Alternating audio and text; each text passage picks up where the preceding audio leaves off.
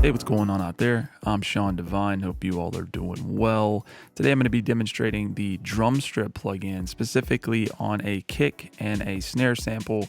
These were fairly weak sounds to start with, but the good news is Drumstrip provides us with some very effective tools for getting the most out of our drums, enhancing the low end, enhancing the high end, and also manipulating the transients so that our drums are going to really come through the mix and make a statement in our beats. So let's go ahead and dive in. All right, so we've got our session open here, and you can see I've got one instance of Drumstrip loaded on the kick, the snare, and the clap or the snare bottom as we will layer it. But let me play back this beat idea, and then we'll start with the kick and then process the other drum sounds as well.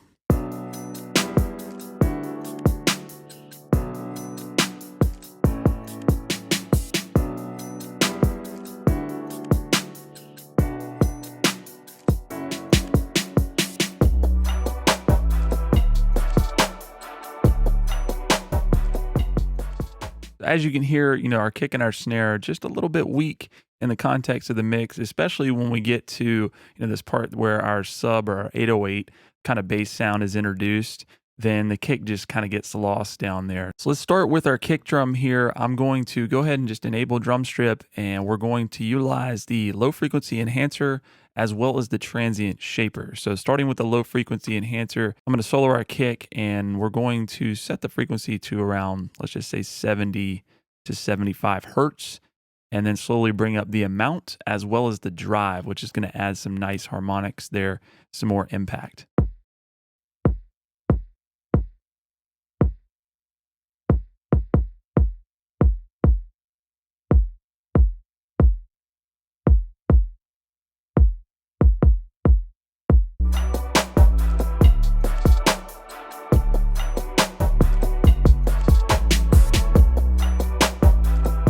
And moving on to our transient shaper.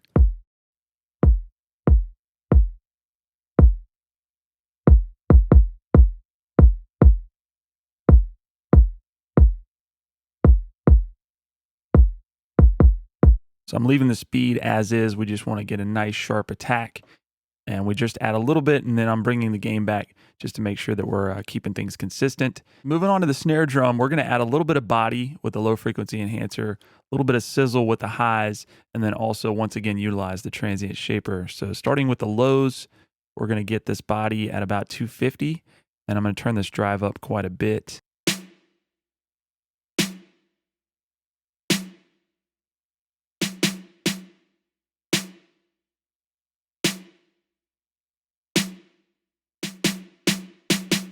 Moving on to the high frequency enhancer, let's move this up to around, say, 8K. I think that'll be a nice top end for the snare drum. And we're going to add a little bit of drive and up the amount.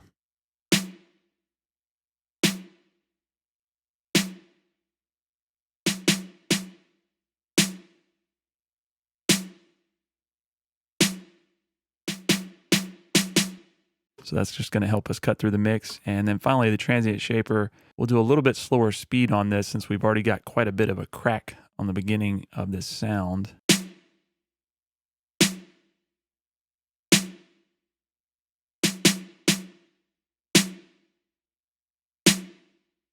Finally, let's go down to the clap layer or the snare bottom that I'm layering underneath the main snare.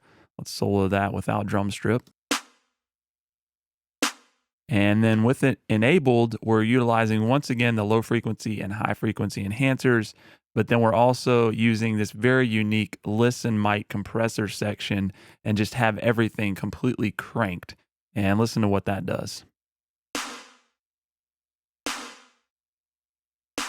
So just a very squashed sound, bringing up the tail space of that drum sample. And then once we layer that behind our main snare,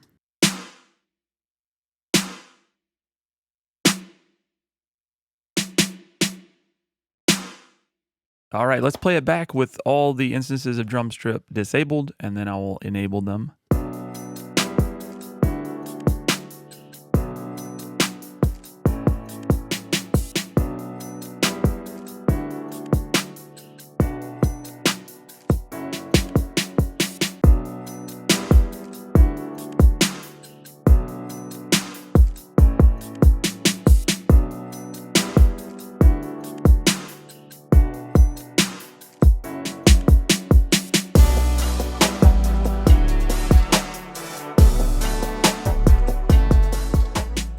If you want to learn more about Drumstrip, there will be a link below.